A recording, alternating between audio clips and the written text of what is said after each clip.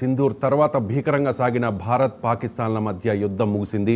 నిన్న రెండు దేశాల మధ్య కాల్పుల విరమణ ఒప్పందం జరిగింది. కొన్ని గంటల్లోనే పరిస్థితి మళ్లీ మొదటికొచ్చింది. శ్రీనగర్లో భారీ పేలుళ్లు జరిగాయి. ఉదంపూర్, బారాముల్లా, ఆర్ఎస్పురా సెక్టార్లలోని భారత సైనిక పోస్టులపై పాక్ సైన్యం కాల్పులు జరుపుతోంది. శ్రీనగర్, పఠాన్కోట్, జైసల్మేర్, ఉదంపూర్, బార్మర్ ప్రాంతాల్లో యథావిధిగా చిమ్మచీకట్లు నెలకొన్నాయి. యుద్ధంలో పాకిస్తాన్ భారీగా నష్టపోయినా కాళ్లబేరానికి వచ్చి యుద్ధాన్ని ఆపుకున్నా ఇంకా బుద్ధి రాలేదు. యుద్ధం ముగిసిన తర్వాత పాకిస్తాన్ ప్రధాని షహబాజ్ షరీఫ్ జాతిని ఉద్దేశించి మాట్లాడారు. అన్ని అబద్ధాలే చెప్పారు. భారత ఎయిర్ బేస్లు, సైనిక స్థావరాలని టార్గెట్ చేసి వాటిని ధ్వంసం చేశాం. రఫేల్ యుద్ధ విమానాలని నేలకూల్చాం. ఇది పాకిస్తానీల విజయం అంటూ నమ్మశక్యం కానీ నిజం లేని గొప్పలు చెప్పుకున్నారు. పాక్ ఆర్మీ చీఫ్ అసిం మునీర్, అలాగే అమెరికా అధ్యక్షుడు డొనాల్డ్ ట్రంప్ కూడా థ్యాంక్స్ కూడా చెప్పారు. కానీ అది వాస్తవం కానే కాదని ప్రపంచం మొత్తానికి తెలుసు. కాల్పుల విరమణకు ఇరు దేశాలు ఓకే చెప్పినప్పటికీ ఇప్పటికీ పాకిస్తాన్ తన వక్ర బుద్ధిని మార్చుకోలేదు. యథేచ్ఛగా భారత భూభాగంపై, పౌరులపై పాక్ సైన్యం బుల్లెట్ల వర్షం కురిపిస్తోంది. ఈ నేపథ్యంలో కాల్పుల విరమణ ఒప్పందం అమల్లో ఉన్నట్టా లేనట్టా, పాక్ దిగొచ్చిందా, పాకిస్తాన్ చేస్తోన్న ఈ నమ్మక ద్రోహంపై భారత్ రియాక్షన్ ఎలా ఉండబోతోంది అనే విషయాలపై డీటెయిల్డ్గా ఈ డిబేట్లో డిస్కస్ చేద్దాం. మనతో ఉన్నారు జియో పొలిటికల్ అనలిస్ట్ ఎంజీ రావు గారు. ఎంజీ రావు గారు నమస్కారం. భారత్ పాక్ల మధ్య యుద్ధం ఎక్కువ కాలం జరగదు అని చెప్పి మీరు మొదటి నుంచి చెబుతూనే ఉన్నారు. సో ఎందుకు యుద్ధం ఆగింది అంటే ఏం చెప్తారు? 21st సెంచరీస్ యుద్ధాలన్నీ స్విఫ్ట్ అండ్ షార్ట్ టర్మ్ యుద్ధాలు అంటారన్నమాట. అంటే 21st సెంచరీలో జరిగే యుద్ధాలన్నీ చాలా టెక్నాలజికల్, సాంకేతిక పరిజ్ఞానంతో కూడిన యుద్ధాలు. ఇది ఒక్కప్పుడులాగా సుదీర్ఘకాలం సాగదండి. కానీ 21st సెంచరీలో అక్కడ మన హమాస్ ఇజ్రాయెల్ వారు జరుగుతుంది, రష్యా ఉక్రెయిన్ వారు జరుగుతుంది. అవి యాక్చువల్గా 21st యుద్ధాలు కాదు, అవి ఒక పగలు కార్పణ్యాలతో జరుగుతుంది. కానీ భారతదేశ యుద్ధ తంత్రం ఇప్పుడు ఎలా ఉందంటే చాలా స్విఫ్ట్, చాలా వేగవంతమైనది, చాలా షార్ట్ టర్మ్. కానీ కొన్ని గంటల్లోనే, కొన్ని రోజుల్లోనే ముగించే యుద్ధం భారతదేశం 21st సెంచరీలో చేసిందండి. ఇక్కడ నేను ఎందుకు మొట్టమొదటి నుండి ఈ యుద్ధం ఎక్కువ కాలం కొనసాగుదు అని చెప్తున్నాను అంటే, ఇక్కడ పాకిస్తాన్, ఇండియా అనేవి అణ్వాయుధ దేశాలు. ఏ మాత్రం కొంచెం తేడా వచ్చిన ఈ కక్షలు కార్పణ్యాల్లో అది అణుయుద్ధానికి దారితీస్తే ప్రపంచ అంతం, డూమ్స్డే వస్తుంది. అందుకే అంతర్జాతీయ సమాజం పాకిస్తాన్ వెనకాల, ఇండియా వెనకాల పడినాయి. ఆ వెనకాల పడినప్పుడు వాటిని ఇగ్నోర్ చేసి మనం ఉండం. అంతర్జాతీయ సమాజంలో భారత, పాకిస్తాన్ అనేవి ఒక భాగం. ముఖ్యంగా భారతదేశం ఇది ఒక సూపర్ పవర్ అవ్వాలనుకుంటుంది. కాబట్టి అందరి మాట వింటుంది, అందరికీ అనుకూలంగా, సూత్రాలకు అనుకూలంగా, ధర్మసూత్రాలకు అనుకూలంగా ప్రవర్తిస్తుంది. కాబట్టి యుద్ధం ఎక్కువ కాలం కొనసాగదు అని నేను ముందే చెప్పగలిగాను. యాక్చువల్గా నేను ఉదయం కూడా నేను ఒక డిబేట్లో నేను చెప్పానండి, ఈ యుద్ధం వెనకాల అమెరికా అనేది చాలా తీవ్రంగా పాకిస్తాన్ అణిచేస్తుంది అవసరమైతే. అదేవిధంగా భారతదేశం తను ఎక్కువ ఒకటే చేసిందండి. భారతదేశం మనకి ఇంకా రిపోర్ట్లు ఇప్పుడు నుంచి మీకు బయటపడితే చాలా రెవల్యూషన్స్ ఉంటాయి. మీరు భారతీయులకి బూస్ పంపిస్తే కొన్ని విషయాలు బయటకు వస్తే చూడండి. భారతదేశం కేవలం ఏప్రిల్ 22వ తారీఖున పహల్గామ్ అటాక్ జరిగిన వెంటనే ఇది ఎంత విధంగా సంసిద్ధమైందంటే త్రివిధ దళాలు మీకు ఒక అద్భుతాన్ని క్రియేట్ చేశాయి. ఏ విధంగా అంటే పాకిస్తాన్ ఏమైనా మనం చేయబోయే సర్జికల్ స్ట్రైక్కి, అంటే తీవ్రవాదుల మీద దాడి చేసాం 6వ తారీఖు నైట్ 1:45 వెంటనే పాక్ ప్రతిస్పందిస్తే దానికి ఎలాంటి అవకాశం ఇవ్వకుండా, అంటే దాన్ని అఫెన్సివ్, దాన్ని డిఫెన్సివ్ అంటారు. అఫెన్సివ్ అంటే రక్షించుకోవడానికి, తనకు తాను రక్షించుకునే సామర్థ్యాన్ని సర్వనాశనం చేసేసిందండి. 2, భారతదేశపై ఎదురుదాడి, అఫెన్సివ్ అటాక్ చేయడానికి కావాల్సిన సామర్థ్యాన్ని తుత్తునియలు చేసేసామండి. అంటే ఇప్పుడు INS విక్రాంత్ ద్వారా కరాచీ ఎయిర్పోర్ట్ని, అంటే నేవీని సర్వనాశనం చేసి పెట్టేసాం. అంటే దాన్ని ఎఫెన్సివ్ అటాక్ చేయలేదు, తను రక్షించుకోలేదు. 2, లాహోర్ దగ్గర 6వ తారీఖు నైట్నే తీవ్రవాదుల మీద దాడి చేసినప్పుడే మనం ఏం చేసాం, దాన్ని వాయు రక్షణ వ్యవస్థ, అంటే మీకు చాలా ఇంపార్టెంట్, దాన్ని ఎయిర్ స్పేస్ రక్షణ వ్యవస్థని నాశనం చేసేసి, HQ-9 అనే రక్షణ వ్యవస్థని నాశనం చేసేటప్పటికి లాహోర్ ఓపెన్ అయిపోయింది. ఇంకా మన యుద్ధ విమానం వెళ్ళినా వాళ్ళు గుర్తుపట్టలేరు, కాల్చలేని పరిస్థితి. సో ఈ విధంగా పాకిస్తాన్ యొక్క బలహీనతని సర్వనాశం చేసి, ఎక్స్పోజ్ చేసేసి ఇంకా మనం యుద్ధం చేయలేమనే పరిస్థితికి మనం తీసుకొచ్చాం. ఈ రిపోర్ట్ల ఆధారంగా ఈ యుద్ధం కొనసాగదని నేను చెప్పగలిగాను మీకు. ఆ విధంగా అంతర్జాతీయ సమాజం, అందువల్ల ఈ యుద్ధం ఎక్కువ కాలం కొనసాగలేదు. భారత పోరాట పటిమ ముందు పాకిస్తాన్ పోరాట పటిమ నిమిషం కొన్ని రోజులు కూడా కొనసాగదనే మెసేజ్ పాకిస్తాన్కి మనం ఇచ్చేసామండి. ఆ రోజే మనం ఇచ్చేసాం. ఇంకా మీకు రిపోర్ట్లు బయటకు వస్తే చూడండి, అద్భుతమైన గూస్ పంప్స్ వస్తే భారతీయులు చదువుకోవచ్చు. ఒక వారం రోజుల పాటు మీరు చదువుకోవడానికి కూడా ఉంటాయి. చూడండి యుద్ధ రీతి, అజిత్ దోవాలు, మోడీ, అసలు రాజ్నాథ్ సింగ్, భారత చూడండి మీకు ఖురేషీ గారు, వ్యోమా సింగ్, ఏ యుద్ధ పట్టిమని మీరు చూస్తారు. చూడండి ఎలా ఉంటుందో. అందుకనే యుద్ధం కొనసాగదని నేను చెప్పగలిగాను మీకు. కానీ మరి పాకిస్తాన్ ప్రధానమంత్రి షహబాజ్ షరీఫ్ ఆయన ఏం చెప్తూ ఉన్నారు అనేది ఆయన మనస్సాక్షికి తెలుసు, పాకిస్తాన్ ప్రజలకు తెలుసు, పాకిస్తాన్ ప్రభుత్వానికి తెలుసు, పాకిస్తాన్ ఆర్మీకి తెలుసు, అందరికీ తెలుసు, మనకి తెలుసు.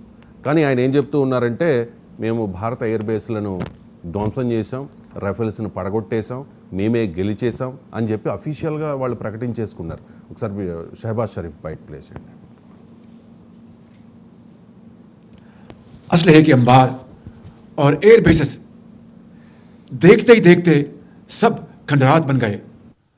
उनके राफेल हमारे शाहीनों के निशाने पर आए और अल्लाह के फजल से फेल हो गए।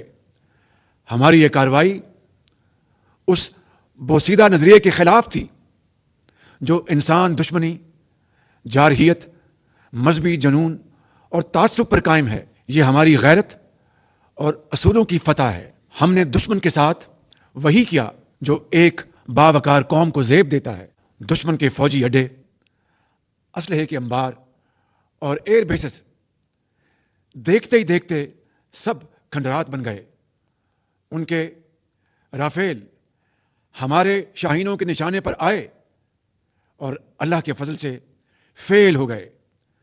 हमारी ये कार्रवाई उस बोसीदा नज़रिए के ख़िलाफ़ थी जो इंसान दुश्मनी, जारहियत, मजहबी जनून और तासुब पर कायम है। ये हमारी गैरत और असूलों की फतह है। हमने दुश्मन के साथ वही किया जो एक बावकार कौम को ज़ेब देता है। दुश्मन के फौजी अड्डे, असलहे के अंबार और एयर बेसेस। సో చూస్తూ ఉన్నాం కదా, ఒకవైపు ఓడిపోయి ఇన్ ద సెన్స్ అఫీషియల్గా కాకపోవచ్చు, తట్టుకోలేక భారత సైన్యం పరాక్రమానికి కరాచీ పోర్టును ధ్వంసం చేసేసింది మన యుద్ధ విమానాలు. అయినా కూడా వాళ్ళు ఎక్కడ కూడా అఫీషియల్గా చెప్పుకోవట్లే. చాలా తీవ్రమైన నష్టం జరిగింది పాకిస్తాన్కి. ఇప్పుడు యుద్ధం ప్రకటించే దిశగా భారత్ వెళుతుంటే ట్రంప్ కాళ్ళు పట్టుకుని వెనక్కి తగ్గారు షహబాజ్ షరీఫ్. ఎంజీ రావు గారు, ఏంటి ఏదో పడినా నేనే ఏదో అంటారు కదా తెలుగులో, పడిన నేనే నాదే గొప్ప అన్నట్టు. యుద్ధం సమయంలో కూడా పరువు పోగొట్టుకుందండి పాక్ ఆర్మీ కానీ, పాక్ ప్రభుత్వం, ఈ షహబాజ్ షరీఫ్ నేతృత్వంలోని పాక్ ప్రభుత్వం కానీ పాక్ ప్రజల ముందు తల దించుకోలేని పరిస్థితి. అందుకే గొప్పలు చెప్పుకోవడం. భారత విదేశాంగ ప్రతినిధి చెప్తున్నారు, ఖురేషీ గారు చెప్తున్నారు, భారతదేశం చెప్తుంది మిస్ఇన్ఫర్మేషన్. ఈ సైబరు సోషల్ మీడియా టైంలో మిస్ఇన్ఫర్మేషన్ వాళ్ళు అంటే తప్పుడు సమాచారాన్ని ప్రజల్లోకి తీసుకెళ్ళి మేము ఏదో చేసేస్తున్నాం, ఘనకారం చేసేస్తున్నాం, చూడండి భారత్ ఎంత ఇబ్బందుల్లో పడుతుంది, మన యుద్ధ పాఠం చూడండి అని ప్రజల ముందు ఏదో తలదించుకోవడానికి, పరువు నిలబెట్టుకోవడానికి చేసే ఒక చిన్న ప్రయత్నం అండి. అంతే తప్పితే దాంట్లో ఏమీ లేదు. ఇప్పుడు పాకిస్తాన్ ప్రధాని యుద్ధ తర్వాత తలెత్తుకోలేని పరిస్థితి, ఆర్మీ ఏం చేయాలో తెలియని పరిస్థితి. అసలు ఆర్మీని, పాకిస్తాన్ ఆర్మీ జవాన్లని, అసీం మున్నీర్ని, షహబాజ్ షరీఫ్ గారిని, ఇంకా తీవ్రవాదులు హఫీజ్ సయీద్ ఇలాంటి వాళ్ళు ఎవరైనా పాక్ ప్రజల ముందుకెళ్ళి ఒక బహిరంగ సభలో మాట్లాడితే ప్రజలు రాళ్లతోనూ కర్రలతోనూ కొట్టే పరిస్థితి ఇక్కడ ఉంది. దాని కాబట్టి మిస్ఇన్ఫర్మేషన్ వాళ్ళు ప్రొవైడ్ చేసుకుని ప్రజల్లో వ్యాప్తి చెందిస్తూ ప్రజల్ని తప్పుదోవ పట్టిస్తూ మేము ఏదో చేశామని చెప్పుకునే దాంట్లో ఒక భాగమే, కానీ ఇది ఏమీ కాదండి. ఇప్పుడు ఇరు దేశాల డీజీఎంఓలు కూడా నిన్న సాయంత్రం 5 గంటలకు అఫీషియల్గా అనౌన్స్ చేశాయి. కాల్పుల విరమణకు ఓకే చెప్పాయి. కానీ నిన్న నైట్ చూసుకుంటే మళ్ళీ స్టార్ట్ చేసింది కదా పాకిస్తాన్. అంటే ఎందుకు ఇలా జరిగిందంటారు? కాల్పుల విరమణకు పాక్ ఎందుకు వెనక్కి తగ్గింది? ఒకటండి, నిన్న 3:30 5 గంటల నుంచి త్రివిధ దళాలు ఏ విధంగా కూడా కాల్పులు జరుపుకోవు, ఒకళ్ళ నుంచి ఒకళ్ళు విరమించుకుంటున్నామని ఆల్మోస్ట్ ఇరు దేశాలు ప్రకటించేశాయి. ఇరు దేశాలు అమెరికా అధ్యక్షుడు అక్కడ మీకు ట్వీట్ చేయడం జరిగింది కూడా. ఇది ఇద్దరికీ కంగ్రాచులేషన్ చెప్పారు. ప్రపంచమంతా ఆనందంలో ఉంది. 5 గంటల నుంచి నేను ఏమి జరగవనుకున్నారు, కానీ కేవలం 3 గంటల వ్యవధిలోనే అది కాల్పులను ఉల్లంఘించింది. ఇక్కడ ఒక చాలా తీవ్రమైన విషయం మీకు ఒకటి బయటపడుతుందండి. అది ఒక చాలా ఇంపార్టెంట్ ఇష్యూ అనమాట. ఏంటి తీవ్రమైన వివాదం అంటే, అసలు పాకిస్తాన్ భారతదేశం ఓకే కాల్పులు జరపొద్దని మన త్రివిధ దళాలకు చెప్తే త్రివిధ దళాలు తూచా తప్పకుండా అమలుపరుస్తాయి. కానీ పాకిస్తాన్ విషయం అక్కడ అటువైపు చూడండి ఎలా ఉంటుందంటే, ప్రభుత్వం చెప్తే ఆర్మీ వినదు, ఆర్మీ జనరల్ చెప్తే అందులో కొన్ని వింగులు వినవు. అంటే పాకిస్తాన్ ఆర్మీయే పాకిస్తాన్ ప్రభుత్వం యొక్క మాట వినవు అనేది నిన్న సుస్పష్టమైపోయింది. ప్రభుత్వమో చెప్తుంది ఆయన ఇది మిస్ఇన్ఫర్మేషన్ ఇస్తూ మనం గెలిచాం, మనం యుద్ధాన్ని విరమించుకుంటాం, మనం ప్రపంచ శాంతి కృషి చేస్తున్నాం, ఏదో డంబికలు పలుకుతున్నారు పాకిస్తాన్ ప్రధాని. కానీ ఇదే సమయంలో ఆర్మీ ఎదురుకాల్పులు జరుగుతుంది, ఇంకా డ్రోన్లు జరిగినాయి, ఇంకా ఇవి వస్తూనే ఉన్నాయి, భారత గగనతలంలో వస్తూనే ఉన్నాయి. భారతదేశం కూడా ఎక్కడికక్కడ అలర్ట్ అయిపోయింది, ఆ డ్రోన్లు పడగొడుతూనే ఉంది. ఇది ప్రపంచం అంతా చూస్తుంది. ఎల్ఓసి వెంబడి ఇంటర్నేషనల్ బోర్డర్ వెంబడి 3,323 కిలోమీటర్ల పాటు కాల్పులు జరుగుతూనే ఉన్నాయి. ఎందుకు అంటే పాక్ ఆర్మీకి నిన్న ఒక దుఃఖమైన సాగరమైన విషయం, అయ్యో మనం ఓడిపోయామనే ఒక భావన ఉంది. ఓడిపోయేవాడు ఏం చేస్తాడు, రక్తం కారుతూ కూడా అటే పడిన కొట్టడానికి ట్రై చేస్తాడు, ఏదో నిలుపుకుందామని. నిన్న పాక్ ఆర్మీ పరిస్థితి అది మానసికంగా కృంగిపోయింది, ప్రభుత్వం మీద కోపంతో ఉంది. ఎందుకంటే ప్రజల ముందు తలెత్తుకోలేని పరిస్థితి. అందుకనే అది ఉల్లంఘన చేస్తూ ఇంకా ఏదో సాధించేస్తున్నామని ఒక ఆశావాహ దృక్పథం లేకుండా నిస్పృహలతో భారత్ మీద అటాక్ చేస్తుంది. అంతేగాని ఆ ఉల్లంఘన వల్ల ఇప్పుడు యుద్ధం అనేది ఇంకా విరమణానికి ఏమీ నష్టం లేదు. వాళ్ళు సర్ది చెప్పుకుంటారు, పాక్ ప్రభుత్వం ఆర్మీకి చెప్పుకుంటారు, ఆర్మీ జనరల్ వెళ్ళి వాళ్ళకి చెప్తాడు, ఎవరే ఇంకా అయిపోయిందిరా, మనం ఏం చేయలేం, భారత్ అంటే అంత శక్తి, ఇంకా ఆగిపోవడం తప్పితే మన దిక్కు లేదు, ఇంకా అంతర్జాతీయంగా అమెరికా కూడా వచ్చేసేస్తే అని చెప్పారన్నమాట. అంటే అది ఉల్లంఘన ఏం కాదు, వాళ్ళు ఏదో నిస్పృహాలు అంతేనండి. రైట్. డొనాల్డ్ ట్రంప్ కాల్పుల విరమణ ఒప్పందానికి ముందు ఒక ట్వీట్ చేశారు. After a long knight of talks mediated by the United states, I'm pleased to announce that India and Pakistan have agreed to a full and immediate ceasefire. Congratulations to both countries on using common sense and great intelligence. Thank you for your attention to this matter అని చెప్పేసి. Okay, అంటే ఆ credit ఆయన తీసుకునే ప్రయత్నం చేశారు. అంతకుముందు J D Vance అయితే this is none of our business అని కూడా అన్నారు. ఈ యుద్ధ విరమణలో అమెరికా పాత్ర ఏంటి అంటే ఏం చెప్తారు? ఇదండి, ఈ యుద్ధ విరమణలో అమెరికా పాత్ర అనడం కంటే అమెరికాని పాకిస్తాను కాళ్ళు పట్టుకుని నువ్వు రా అని చెప్పడం ఉందని నేను చెప్తానన్నమాట. ఇక పాకిస్తాన్ ఏం చేసిందంటే ఇంకా బలహీనంగా పడిపోయి యుద్ధం చేయలేని పరిస్థితుల్లో తనకు తాను రక్షించుకోలేని పరిస్థితి కేవలం భారత్ చేసిన ఒక స్విఫ్ట్ అండ్ షార్ట్ టర్మ్ వార్లో బయటకు వచ్చేసింది. అందువల్ల ఏంటంటే భారతదేశం ఎవరు చెబితే వింటది అని పాకిస్తాన్ ప్రపంచం అంతా వెతికింది. సౌదీ అరేబియా చెప్తే వినలే, చైనా చెప్తే భారతదేశం అసలు వినదు, ఎవరు చెప్పినా వినే పరిస్థితిలో లేదు. కానీ ఇప్పుడు ప్రపంచ పోలీస్ పాత్ర ఇంకా భారతదేశానికి చాలా అవసరం. అదేవిధంగా అమెరికాకి భారతదేశం కావాలి, భారతదేశానికి అమెరికా కావాలి. ఇంకా దిక్కులేని పరిస్థితుల్లో ట్రంప్ గారి కాళ్ళు పాకిస్తాన్ పట్టుకునేదని పూర్తి విశ్వసనీయమైన రిపోర్ట్లు కూడా బయటకున్నాయి అనమాట. అప్పుడు జేడీ వాన్స్ గారు ఇది నన్ ఆఫ్ ది బిజినెస్ అని పక్కకి వెళ్ళిపోవడం వెనకాల మీకు అంతర్యం ఈరోజు అర్థమై ఉంటుంది. ఇది మాకు సంబంధం లేదు, నువ్వు చెప్తే మేమైనా భారతదేశం ఏం చెప్పినా వినదో అనే ఒక మాట అన్నాడు ఆయన. అది అంటే ఏంటి, పాకిస్తాన్ ఇంకా కాళ్ళబారానికి వెళ్ళింది. ఈ మీన్వైల్లో 3 గంటల 4 గంటల వ్యవధిలో పాకిస్తాన్ 8 ఎయిర్ బేస్లు నాశనం చేసేసింది, ఇంక్లూడ్ రావుల్ బండిల్ నూర్ఖాన్ ఎయిర్పోర్ట్ నాశనం చేసింది. అంటే అక్కడ F-16 ఫైటర్స్ ఉంటాయి, JF థండర్ ఫైటర్స్ ఉంటాయి, ఇంకా అవి ఎరగలేని పరిస్థితికి వచ్చేసింది. ఇంకా అది సర్వనాశనం అయిన తర్వాత దిక్కులేని పరిస్థితుల్లో అమెరికా కాళ్ళు పట్టుకున్నట్టు అమెరికా చేసిందండి. అమెరికా చాలా తెలివిగా వ్యవహరించింది. అది కూడా ట్రంప్ డిప్లొమసీ అంటే అంత ఈజీగా ఉండదండి, అది చాలా ఒత్తిడితో కూడి ఉంటుంది అనమాట. ఇంకా దిక్కులేని పరిస్థితులు అమెరికాని పట్టుకుంటే అమెరికా ఉపాధ్యక్షుడు అమెరికా విదేశాంగ మంత్రి మార్క్ రూబియో ఇంకా రంగంలో దిగి భారత జైశంకర్ గారితో మాట్లాడి, ప్రైమ్ మినిస్టర్ గారితో మాట్లాడి, మన అజిత్ దోవాల్ గారితో మాట్లాడి, ఇంకా అన్ని విధాలుగా DGMOలతో మాట్లాడి నిన్న ఏదోలాగా ఇంకా పాకిస్తాన్ దిక్కు లేదు అని చెప్పి భారత ఈ క్రెడిట్ తన అకౌంట్లో వేసుకుంటూ ఇది ముగించిందండి. ఇది ఒక అద్భుతం అని చెప్పుకోవాలి. ఓకే, అమెరికా పోలీస్ పాత్రకి భారతదేశం గౌరవిస్తే భారతదేశ గౌరవ ప్రతిష్టల భంగం కలగకుండా ఈ విజయం భారతదేశాందే అని చెబుతూ, చైనాది పాకిస్తాన్ అపజయం అని చెబుతూ నేను ట్రంప్ గారు చాలా సందేశాన్ని ఇచ్చారు ప్రజలకి, ప్రపంచానికి ఇచ్చారు. అంటే భారత గౌరవ ప్రతిష్టలు అంటే అమెరికా తన పోలీస్ పాత్రను ఇంకొకసారి నిరూపించుకున్నట్టు అయిందని మనం చెప్పొచ్చు. అండ్ పాకిస్తాన్ మొదటి నుంచి బెదిరిస్తూనే ఉంది కదా, బ్లాక్మెయిల్ చేస్తూనే ఉంది భారత్ని, మా దగ్గర అణ్వస్త్రం ఉంది, మీ వైపే గురి పెట్టాము అని చెప్పేసి. అయినా చివరికి కాళ్ళబేరానికి వచ్చేసింది పాకిస్తాన్. ఎందుకు అణ్వస్త్రం తీసే సాహసం చేయలేకపోయింది పాకిస్తాన్? పాకిస్తాన్ ఏంటంటే 1998లో అణ్వస్త్ర పరీక్షలు చేసిన అనంతరం ఇంకా అణ్వస్త్రాలనే ఒక బూచిని చెప్పి ఆ షీల్డ్ వెనకాల భారతదేశాన్ని అష్ట కష్టాలు పాలు చేసిందండి. దానికి ఉదాహరణే కార్గిల్. ఈ కార్గిల్ వారు జరిగిన విధానం మీరు చూస్తే, వాజ్పేయి గారు మన మిరేజ్ ఫైటర్స్, గ్రౌండ్ ఫైటర్స్ని చాలా వేగవంతమైన జెట్ ఫైటర్స్ ఎల్ఓసి దాటకుండా కష్టపడుతూ దుర్భేద్యమైన హిమాలయాల్లో వాడు చేశారు. ఎందుకంటే బిర్రు దాటితే, ఎల్ఓసి దాటితే అణుబాంబులు ఉపయోగిస్తారని పాక్ చెప్పింది. అప్పుడు భయపడ్డారు వాజ్పేయి గారు, అందులో తిరుగులేదు. తర్వాత ఇంక ఎప్పుడూ కూడా ఎల్ఓసి దాటడానికి భారత ప్రయత్నం చేయలేదు. కేవలం ఈవెన్ సర్జికల్ స్ట్రైక్ 2016, 2019లో పుల్వామా, బాలాకోట్ సర్జికల్ స్ట్రైక్లో కూడా ప్రస్తుత భారత ప్రధాని కూడా ఎల్ఓసి దాటకుండా కేవలం పీఓకేలో వాటిని అటాక్ చేశారు. కానీ ఈ యుద్ధం ఒక వాటర్ షెడ్ అని చెప్పవచ్చు పాక్ అణ్వస్త్రాల బూచి విషయంలో. ఈ యుద్ధం పాక్ అణ్వస్త్రాల బూచిని పూర్తిగా సర్వనాశనం చేసేసింది. ఇంకా షీల్డ్ లేదు, పాకిస్తాన్ ఓపెన్ అనమాట. ఇప్పుడు ఎందుకు అని చూడండి, పాకిస్తాన్ అనేది అణ్వస్త్రాలు ఎందుకు తీయలేదు అంటే, మ్యాడ్ అనే ఒక కాన్సెప్ట్ ఉంటుందండి, మ్యూచువల్లీ అష్యూర్డ్ డిస్ట్రక్షన్. అంటే అణుయుద్ధం చేస్తే గెలుపు ఉండదు, అణుయుద్ధం చేస్తే విన్నర్ అనేవాడు ఉండడు, అణుయుద్ధం చేస్తే విజయం అనేది ఎవరికి ఉండదు, ఇద్దరికి అపజయం ఉంటుంది. దీన్నే మ్యూచువల్లీ అష్యూర్డ్ డిస్ట్రక్షన్ అంటే పరస్పరం ఒకరికొకరు నాశనం చేసుకోవడం అనేది యుద్ధాన్నే అణుయుద్ధం అంటారన్నమాట. ఇక్కడ రెండు దేశాలకు అణుబాంబులు ఉన్నాయి.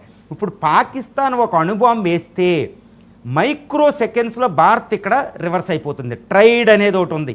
ఓకే, పాకిస్తాన్ మన అణువాయుధాలు నాశనం చేయలేదు, అణు అటాకుల ద్వారా కూడా 10 అణుబాంబులు వేసినాయి. ఎందుకంటే సముద్రంలో నక్కి ఉంటుంది ఐఎన్ఎస్ అరిహంత్ అనే సబ్మెరైన్ ఉంటుంది. అది ఎక్కడికి ఎవరికి దొరకదు, ప్రపంచంలో ఏ శక్తికి దొరకదు అనమాట. అది సముద్ర గర్భంలో 2-3 కిలోమీటర్ల లోపల ఉండి అణుబాంబులు వేస్తుందండి. అది దాంట్లో 10 అణుబాంబులు పెడతారు. అంటే పాకిస్తాన్ నాశనం అనేది నిశ్చయం మన మీద అణుబాంబు వేస్తే. అంటే తను నాశనం అవుతూ భారతదేశాన్ని నాశనం చేయాలి. ఇంకా పాకిస్తాన్కి ఇష్టం లేదు కదా, ఒక దేశంగా బతకాలనుకుంటుంది. 25 కోట్ల మంది ప్రజలు ఉన్నారు. కాబట్టి మ్యూచువల్ అష్యూర్డ్ డిస్ట్రక్షన్ అనే కాన్సెప్ట్కి పాకిస్తాన్ భయపడింది. అంటే ఇది భయపడుతుందని అర్థమైంది. పిచ్చోడి చేతిలో రాయి కాదు, దానికి స్పృహ ఉందని అర్థమైంది. ఇప్పుడు దాకా మనం పిచ్చోడి చేతిలో రాయి అనుకున్నాం, పిచ్చోడు తన నాశనాన్ని కోరుకోకుండా వేస్తాడు.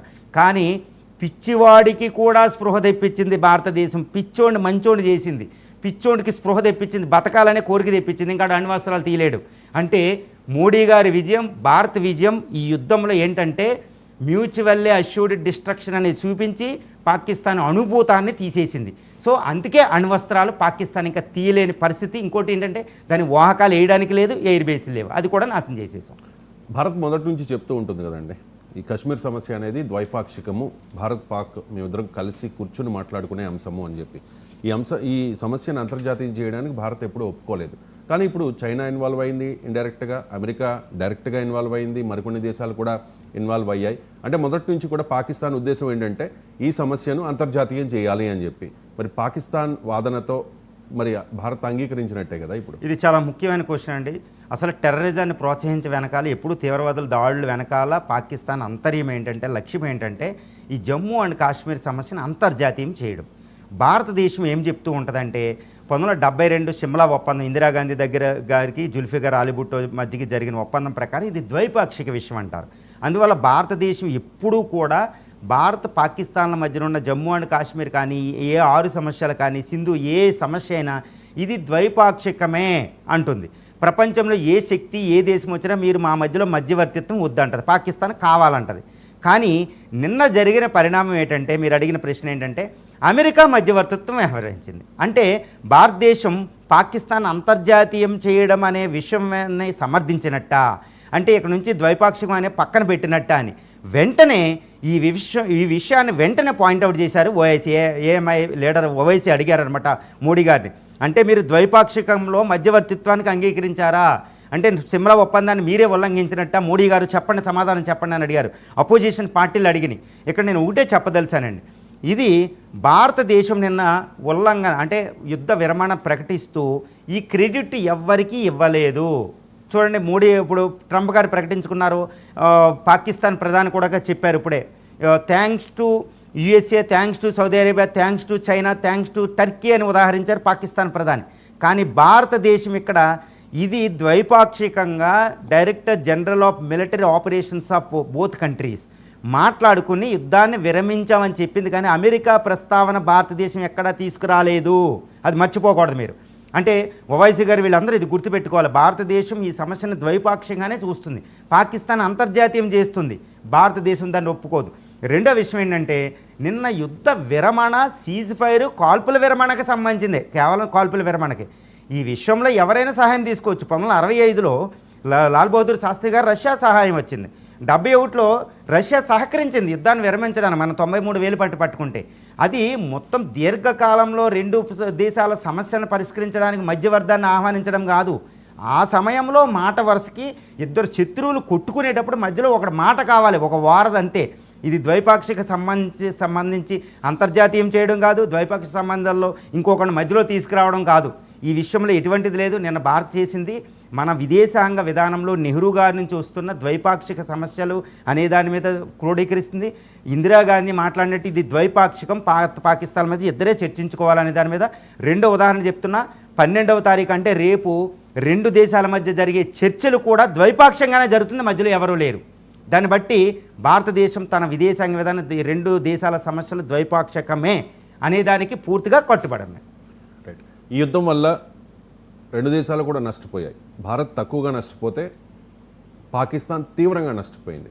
ఆర్థిక పరంగా, సైనిక పరంగా, అంతర్జాతీయ సంబంధాల పరంగా పాకిస్తాన్ తీవ్రంగా నష్టపోయింది. పాకిస్తాన్కి కలిగిన నష్టం ఏంటి అంటే ఏం చెప్తాను? ఇక్కడ ఒకటేనండి, నేను ఒకదాన్ని అంగీకరించాను, భారతదేశానికి నష్టం కలిగిందంటే. నేను చెప్తాను దీని తర్వాత భారతదేశానికి ఎన్ని ప్రయోజనాలు. కానీ పాకిస్తాన్ విషయంలో ఇది చావు దెబ్బ అండి. ఎంత చావు దెబ్బ అంటే, తన అస్తిత్వం ఉంటుందా లేదా అనే దాన్ని పాకిస్తాన్ బలాలు బలహీనతలను బయటపెట్టిన యుద్ధం ఇది. భారతదేశం పూర్తిగా తన సంపూర్ణ శక్తిని అంతటిని, సంపూర్ణ బలాన్ని ఉపయోగించి పాకిస్తాన్కి ఇచ్చిన మెసేజ్ ప్రపంచానికి మెసేజ్లు ఉన్నాయి. ముఖ్యంగా పాకిస్తాన్ ఏ విధంగా నష్టపోయిందంటే, తన అస్తిత్వాన్ని కోల్పోయింది. చూడండి, భారత పాకిస్తాను ఈ 3 రోజులు 4 రోజులు యుద్ధం చేస్తుంటే అక్కడ బలూచిస్తాన్ ఏమైంది? అక్కడ తాలిబాన్ టీటీపీ తెహ్రీక్ తాలిబాన్ ఈ పాకిస్తానీ అనే దాన్ని అటాక్ చేస్తుంది. 10 మంది ఉగ్రవాదులను పాకిస్తాన్ సోల్జర్స్ని చంపేసింది. బిఎల్ఓ క్వెట్ట ఆక్రమణ చేసేస్తుంది. చూడండి ఎలా ఉందో పాకిస్తాన్. ఆర్మీలో ఐకమత్యత లేదు, ప్రభుత్వాల్లో ఐకమత్యత లేదు. ప్రభుత్వం చెప్తే ఆర్మీ మీద, ఆర్మీ చెప్తే ప్రభుత్వం ఉండదు. అంటే ఈ యుద్ధం పాకిస్తాన్ యొక్క ఐకమత్య లేమిని బయటపెట్టింది, అస్తిత్వం లేదు. అది తీవ్రమైన నష్టం. తర్వాత ఇప్పుడు భారతదేశం స్విఫ్ట్ షార్ట్ టర్మ్ వార్లో తన ఎయిర్ బేసెస్ని, మిలిటరీ ఆపరేషన్స్ అన్నింటినీ నాశనం చేసేసింది.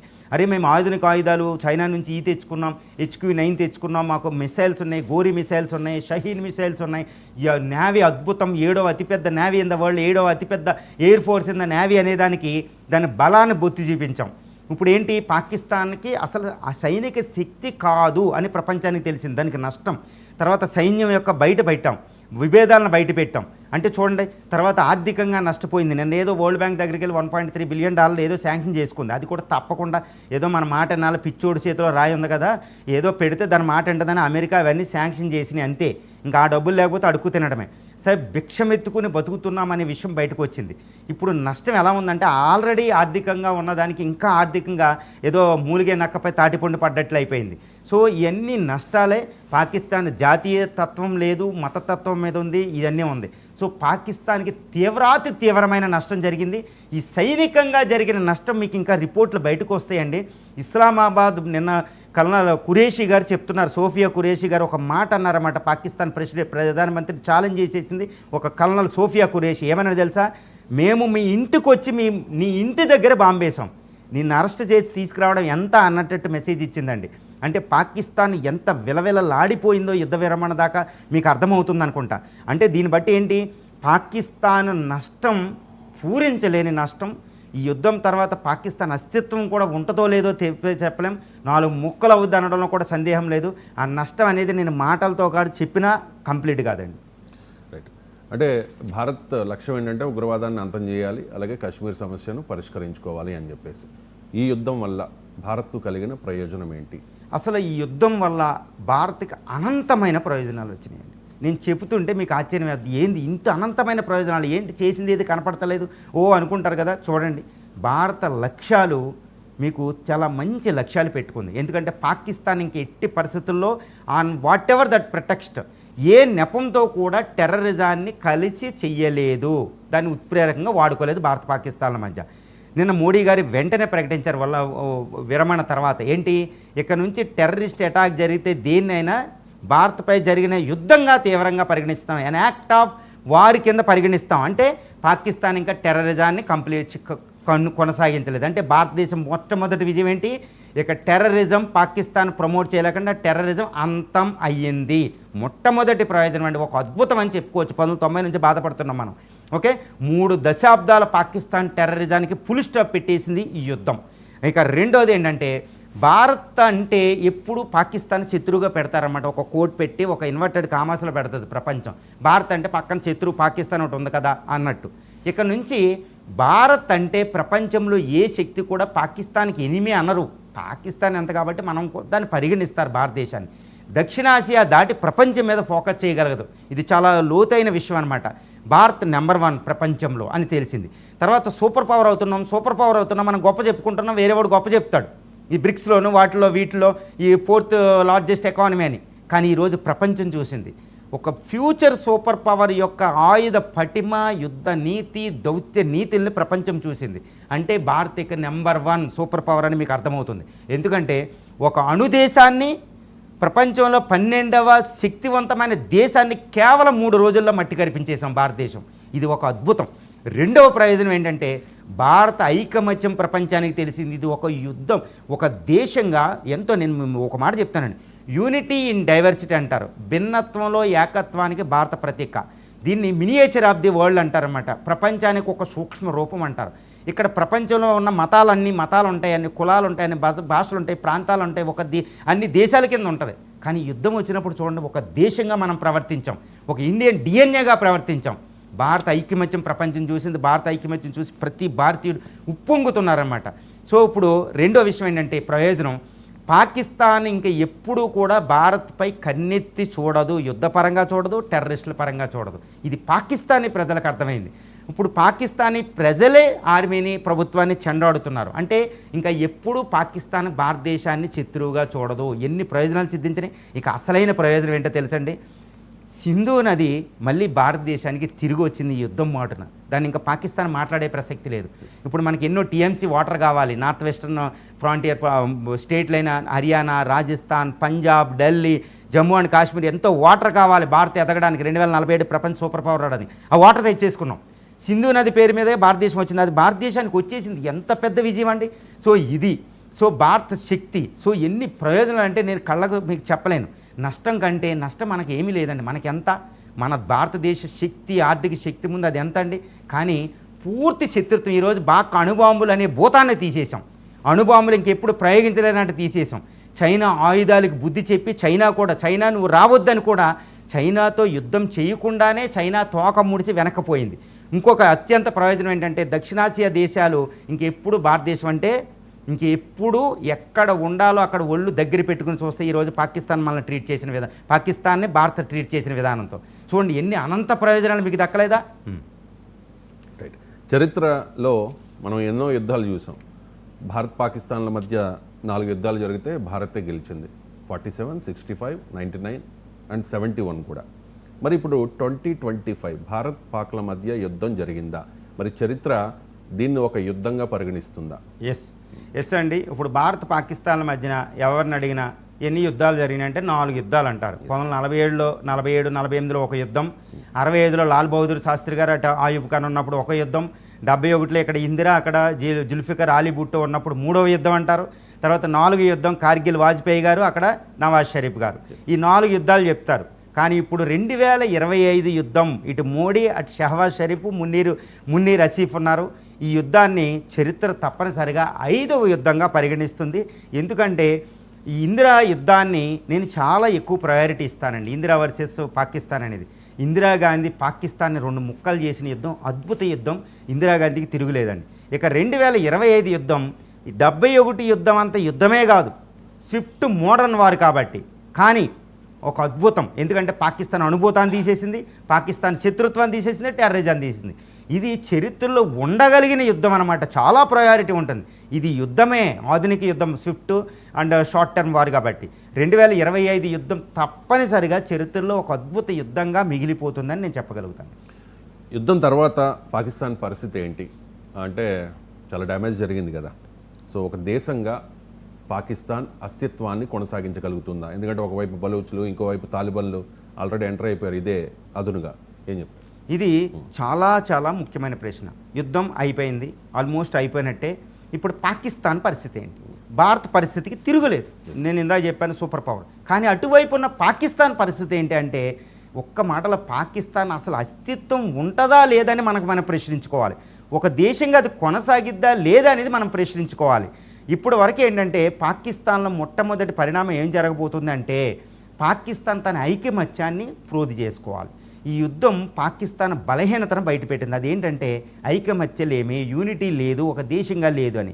యుద్ధం జరుగుతున్న సమయంలోనే అక్కడ Balochistan liberation organisation, Balochistan liberation front కాందహార్ని అడ్డాగా చేసుకుని, అదే తాలిబాన్లో ఉన్న తాలిబాన్ పరిపాలిస్తున్న ఆఫ్ఘనిస్తాన్లో కాందహార్ని అడ్డా చేసుకుని పాకిస్తాన్లో 44% టెరిటరీ, 7% పాపులేషన్ ఉన్న బలూచిస్తాన్ ప్రత్యేక దేశంగా ప్రకటించుకునే దశకి వెళ్ళిపోయినాయండి. క్వెట్టా దాని రాజధానిని ఆక్రమణ చేసేసినాయి. ఓకే, పాకిస్తానీ ఆర్మీ గిలగిలా కొట్టేసుకుంది, గజగజ వణికిపోయింది. అరే పాకిస్తాన్ ఇక్కడ 3323 కిలోమీటర్ల బోర్డర్ ఉన్న ఇండియాతో పోరాడుతూ ఉంటే ఆ పక్కన వెనకాల ఉంటే ఎంత ఘోరంగా ఉంటుందండి. మనమే ఊహించుకోండి, అక్కడ ఏదో యుద్ధం చేస్తుంటే ఏదో ఒక రాష్ట్రంలో తిరుగుబాటు వస్తే ఏమవును, ఎంత కష్టం ఉంటుంది. ఆర్మీ ఇక్కడ దృష్టి పెట్టలేదు కదా అది. సో ఐకమత్య బలూచిస్తాన్ అనేది ఒక దేశంగా అయిపోయే అవకాశం ఉంది. అది ఆపడం అనేది ఆర్మీకి సాధ్యం కాదు అనేది ఇప్పుడు అర్థమైపోతుంది. రెండు యుద్ధ ఫలితంగా భారతదేశం కూడా BLO మధ్యలో సంబంధాలు ఒకటి మెరుగుపడినాయి, ఇరాన్ మధ్య సంబంధాలు మెరుగుపడినాయి, అమెరికాకు ఒక వీక్ పాయింట్ దొరికింది. సో పాకిస్తాన్ బలూచిస్తాన్ ఒక స్వతంత్ర దేశంగా ప్రకటించుకునే అవకాశాలు ఇప్పుడు కాకపోయినా 2-3 సంవత్సరాలకైనా ఉంది. కాబట్టి అస్తిత్వం క్వశ్చన్. రెండు నార్త్ వెస్టర్న్ ఫ్రాంటియర్ ప్రావిన్స్ దగ్గర జురాండ్ ల్యాండ్ తాలిబాన్తో చాలా ప్రాబ్లంలో ఉంది. ఇప్పుడు అది యుద్ధం ప్రకటిస్తే పాకిస్తాన్ చేయలేని, ఆర్మీ చేయలేని పరిస్థితి, చాలా ఘోరం. అక్కడ ఒక దేశంగా వెళ్ళే అవకాశం ఉంది. ఇక ఆటోమేటిక్గా POK ప్రజలకి ఈరోజు ఒకటి అస్తిత్వం ఒకటి అర్థమైందండి. POK ప్రజలు ఆల్రెడీ డిమాండ్ చేస్తున్నారంట, మాకు భారత్లో ఐక్యమవుతాం ప్రదర్శనలు కూడా మీరు చూసుంటారు. సో ఎందుకంటే ఇక్కడ భారతదేశ ఆధీనంలో ఉన్న కాశ్మీర్లో ఎంత అద్భుతం జరుగుతుందండి. రోజు 35 లక్షల టూరిస్టులు వెళ్ళారు. ఒక అద్భుతం జరుగుతుంది, ఎకనామిక్ డెవలప్మెంట్ ఉంది, ఎన్నో ప్రాజెక్టులు ఉన్నాయి, చాలా అభివృద్ధి జరుగుతుంది. అభివృద్ధి చెందిన దేశాలతో సమానంగా వెళ్ళిపోయే అవకాశం ఉంది. ఎందుకంటే ఇండియా రైజ్లో అటు POK పరిస్థితిలో హక్కులు లేవు, ఆర్థిక అభివృద్ధి లేదు, నిరుద్యోగం. ఇప్పుడు వాళ్ళు అడుగుతారు మాకు వెళ్ళిపోతామని, తిరుగుబాటు చేస్తారు. సో వాళ్ళు వచ్చి ఇండియాలో కలిసే అవకాశం ఉంది. ఆర్మీలో పాకిస్తాన్లో ఇప్పుడు ఆర్మీ ప్రభుత్వానికి లేదు, ఇప్పుడు మున్నీరు తిరుగుబాటు చేయొచ్చు, ఆర్మీ ఆధీనంలోకి తీసుకోవచ్చు. సో పాకిస్తాన్ ఏంటంటే ఫెయిల్డ్ స్టేట్ అని ఇప్పుడు దాకా ఒక కాన్సెప్ట్ ఉందన్నమాట. ఇది విఫలమైన దేశం, విఫల దేశం అని. ఈ విఫల దేశ పరిణామాలు ఎలా ఉంటాయంటే, యుద్ధం అసలు విఫల దేశం యుద్ధమే చేయకూడదు, అది భారతదేశం లాంటి దేశానికి రాకూడదు. ఇప్పుడు ద్విజాతి సిద్ధాంతం ఎండ్ అయింది, ఇంకా మతతత్వం మీద పాకిస్తాన్ కలిసి ఉండలేదు. ఇప్పుడు చూడండి, అసీం మునీర్ గారి ద్విజాతి సిద్ధాంతం జిన్నాలాగా ప్రతిపాదించిన పాకిస్తాన్ ఏకం అవ్వలేదు. పాకిస్తానీల్లో మనమంతా ఒక దేశం అనే ఒక జాతీయ భావన కొరవడింది.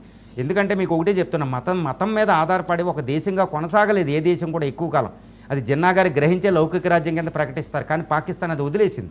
సో తన అస్తిత్వం అనేది క్వశ్చన్ మార్క్ అండి. పాకిస్తాన్ అస్తిత్వాన్ని కొనసాగించలేదు.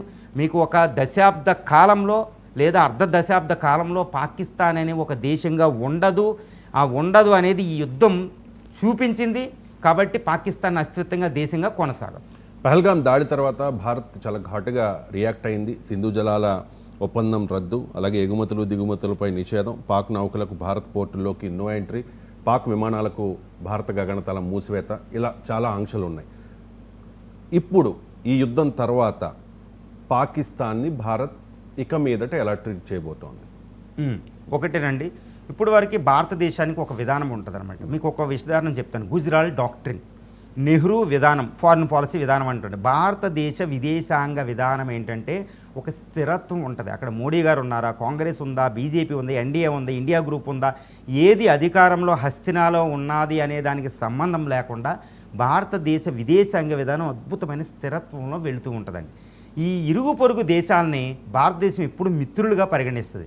వాజ్పేయి గారు ఒక మాట చెప్తారనమాట, మనం ఇరుగు పొరుగు వారిని చూజ్ చేసుకునే అధికారం మనకు ఉండదు. అంటే we can choose the friend, we can't choose the neighbours అంటే మనం ఇరుగు పొరుగు వాళ్ళు ఎవరు ఉండాలని నిర్ధారించుకోలేం, కానీ ఫ్రెండ్స్ ఎవరు ఉండాలని ఎక్కడైనా తెచ్చుకోవచ్చు ప్రపంచంలో. దాని ప్రకారం పాకిస్తాన్కి మనకు ఇరుగు పొరుగు దేశం, దాంతో మనం ఎప్పుడు కలిసి ఉండవలసింది. అందుకే భారతదేశం ఇప్పటివరకు ఏం చేసింది, ఎటువంటి విధానంలో కూడా పాకిస్తాన్ కలిసి తీసుకెళ్లడానికే ప్రయత్నం చేసేది, స్నేహభావకంగా ఉండడానికే పనిచేసేది. అందుకని 4 యుద్ధాలు జరిగినాయి, ఇప్పటివరకు 4 యుద్ధాలు జరిగినా భారతదేశం ఇంతవరకు పాకిస్తాన్తో కలిసి వెళ్తూ సాఫ్టా అని, సౌత్ ఏషియన్ ఫ్రీ ట్రేడ్ అగ్రిమెంట్లు అన్నీ ఉంటుంది, ట్రేడ్ ఉండేది, సినిమాలు ఇవన్నీ మీకు తెలుసు. కానీ ఈ యుద్ధం భారతదేశం పాకిస్తాన్తో ఎలా ఉండాలో చెప్పిందనమాట. ఉన్నది మోడీ ప్రభుత్వం వీళ్ళు కాబట్టి, ఆర్ఎస్ఎస్ బ్యాక్గ్రౌండ్తో ప్రభుత్వం ఉంటుంది కాబట్టి ఇక్కడ నుంచి పాకిస్తాన్ ఎలా ట్రీట్ చేస్తారనడంలో నిశ్చయం లేదు. అది ఎలా ఉంటుందంటే దాంతో ట్రేడ్ రిలేషన్ ఉండదు, దాన్ని నమ్మి మాత్రం ఇంకొకసారి భారతదేశం ప్రవర్తించదు, దాన్ని ఏకాకిం చేస్తూ ఉంటుంది. ఇప్పటి వరకు క్షమించాం దాన్ని, ఇందిరా తప్పితే మిగిలిన ప్రైమ్ మినిస్టర్ ఎవరు దాని జోలికి వెళ్ళలేదు విడదీయడానికి. కానీ ఇప్పుడు నుంచి మోడీ వచ్చిన తర్వాత రాహుల్ గాంధీ వచ్చిన ఎవరు వచ్చినా పాకిస్తాన్ విషయంలో ఒకటే ఉంటుంది, పాకిస్తాన్ విడదీసి దాన్ని ముక్కలు చెక్కలు చేసి పాకిస్తాన్ లేకుండా చేసి పాకిస్తాన్లో పీఓకే అనేదాన్ని సింధు ప్రభావాన్ని మనం కలుపుకోవడానికి, బలూచిస్తాన్ స్వతంత్ర దేశం చేయడానికి ట్రై చేస్తారు. 2 దాని అణ్వాయుధాలని ఇప్పుడు ఇంకా క్షమించరు, ఆ విధంగా ఉంటుంది. ఇప్పుడు ప్రతి భారతీయుని ఏ భారతీయుడిని అడిగినా పాకిస్తాన్ ఏం చేయాలని అడిగితే ఒకటే చెప్తారు, పాకిస్తాన్కి బుద్ధి సరిపోయిందా అంటే వాళ్ళు ఒకటే చెప్తారు, పాకిస్తాన్ విషయంలో జాగ్రత్తగా ఉన్నదాన్ని కూడా నాశనం చేయండి అనే ప్రతి భారతీయుడు చెప్తారు. ఎందుకంటే శత్రు శేషం లేకుండా చేయడమే ఒక యుద్ధ నీతి భాగం అనేదాన్ని ఇప్పుడు దాకా మనం ఫాలో అవ్వలేదు, అది ఇరుగు పొరుగు దేశం కాబట్టి. ఇక్కడ నుంచి భారతదేశం దాన్ని శత్రు శేషాన్ని లేకుండా చేయడానికే ప్రయత్నం చేస్తుందని నేను అనుకుంటున్నా. భారతదేశం సో సీరియస్, ఉపేక్షతో ఉండదు. ఆర్థికంగా, సామాజికంగా, రాజకీయంగా, అంతర్జాతీయంగా దాన్ని ఏకాకిం చేసి దాన్ని సర్వనాశనం చేసేదాకా భారతదేశం వదలదు. అది మోడీ గారు ఉంటే మాత్రం అది నిశ్చయం అండి. రేపు భారత్ పాకిస్తాన్ల మధ్య చర్చలు జరగబోతూ ఉన్నాయి. సో ఇప్పటివరకు చాలా సందర్భాల్లో యుద్ధాలు అయిన తర్వాత చర్చలు జరిగాయి, కానీ పాకిస్తాన్ ఎప్పుడు కూడా దాన్ని ఇంప్లిమెంట్ చేయలేదు, తొంగలో దొక్కింది. రేపు ఏ అంశాలు చర్చించే అవకాశం ఉంది, భారత్ పాకిస్తాన్ ముందు ఏ డిమాండ్లు పెట్టవచ్చు? ఎస్ అండి, నిన్న యుద్ధ విరమణ అని ఒక మాట పలకగానే ప్రకటించగానే 12వ తారీఖు మే 12వ తారీఖున 2 దేశాల మధ్య చర్చలు ఉంటాయి అన్నారు. అవి ఎక్కడ ఉంటాయి, ఎవరు పాల్గొంటారో చెప్పలేదు. కానీ అవి ఉండే అవకాశం ఏంటంటే వాషింగ్టన్ 3వ క్యాపిటల్, సౌదీ అరేబియాలో కానీ వాషింగ్టన్లో కానీ, సౌదీ అరేబియా కానీ వాషింగ్టన్ అమెరికాలో కానీ, లేకపోతే యూరోప్లో ఏదో ఒక ప్రాంతంలో కొన్ని మీట్ అయ్యే అవకాశం ఉంది. ఇండియా పాకిస్తాన్లో మీట్ అవ్వరు, ఫోన్ ఇన్ ఉండదు. ఇక్కడ మీట్ అయ్యే వాళ్ళు director general of military operations ఉంటారండి. వీళ్ళు ఏంటంటే కాల్పుల విరమణ ఎలాగా, సీజ్ ఫైర్ ఎలాగా అనే దాన్ని ప్రకటిస్తారు. అంటే కాల్పుల విరమణ ఇప్పుడే, కాల్పుల విరమణ మాత్రమే, సీజ్ ఫైర్ కాదు. దీన్ని అంటే కాల్పుల విరమణ ఆల్రెడీ అయిపోయింది, దాన్ని ఎలా ఇంప్లిమెంట్ చేయాలి, రాత్రిలాగా ఉల్లంఘనలు ఉండకూడదని. తర్వాత సీజ్ ఫైర్ పర్మనెంట్గా ఉండేటట్టు ఎలాగని డీజీఎంఓస్ చర్చిస్తారండి ఫస్ట్, అంటే అది 2వ అవసరం. 3వ విషయం ఏంటంటే పాకిస్తాన్ ఏం చేస్తా అంటే సింధు జల ఒప్పందాన్ని మీరు నిలిపేశారు కదా, దాన్ని పునరుద్ధరించండి లేదా మళ్ళీ డిస్కస్ చేస్తాం. ఇండియా ఏమంటుందంటే మీరు దీన్ని మేము నిలిపి దాన్ని పునరుద్ధరించే అవకాశం లేదు, ఎందుకంటే మీలో టెర్రరిజం ఎండ్ అయ్యే వరకు. టెర్రరిజాన్ని మీరు ఇంప్లిమెంట్ చేయాలంటే ఇప్పుడు మీరు చెప్తే నమ్మం, ఎలా క్రెడిబుల్. ఇప్పుడు పహల్గాం మీద దాడి చేసిన తీవ్రవాదులు మాకు అప్పచెప్పండి, వాళ్ళు ఎక్కడున్నారో చెప్పండి, మీరు ఒప్పుకోండి. తర్వాత హఫీజ్ సయీద్ అంతర్జాతీయ తీవ్రవాదుల్ని మాకు అప్పచెప్పండి అని అడిగిద్ది. ఇంకొకసారి తీవ్రవాదం చెయ్యము అని ఇవ్వండి, ఇది ఎన్ యాక్ట్ ఆఫ్ వార్ అని అడిగిద్ది. తీవ్రవాదం ప్రధాన విషయం అవుతుంది. తర్వాత సింధు జలాలు మాకు ఇవ్వండి, ఇప్పుడు ఇమీడియట్గా మాకు పంటలు ఎండిపోతున్నాయి, మాకు ఇవ్వండి, తాత్కాలికంగానే ఎంతో కొంత ఇవ్వండి అని అడిగిద్ది. కానీ భారతదేశం నాకు తెలిసినంతవరకు సింధు నది జల వివాదాలు వెనక తగ్గే ప్రసక్తి లేదు. ఎందుకంటే నేను 2 రోజుల క్రితం మోడీ గారు కూడా చెప్పారు, ఇంకా సింధు నది జలాలు భారతదేశానికి వచ్చేసాయి, ఇంక ఇచ్చే ప్రసక్తి లేదని నొక్కి ఒక్కాణించారు. ఈ యుద్ధం మాటున అందరూ యుద్ధం చూస్తున్నారు. సింధు నది జలాల విషయం మరుగున పడింది. సింధు నది జలాలు లేకపోతే పాకిస్తాన్ అస్తిత్వమే ఉండదు. మీకు తెలుసు, వ్యవసాయం అన్నింటి పరంగా, త్రాగునీరు, తర్వాత జల విద్యుత్ శక్తి అన్నిటికీ పాకిస్తాన్ 80% ఎకానమీకి అది ఆధారం.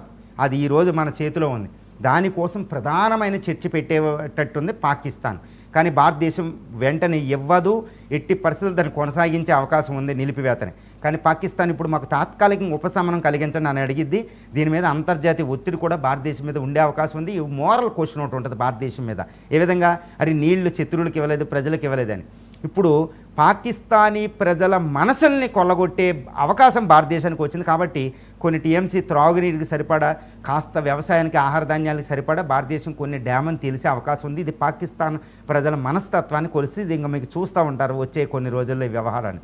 తర్వాత 3వ విషయం ఏంటంటే పాకిస్తాన్ తన అణ్వస్త్ర బూచీని ఉపయోగించింది కదండి. ఈ విషయాన్ని భారత ప్రస్తావిస్తారన్నమాట.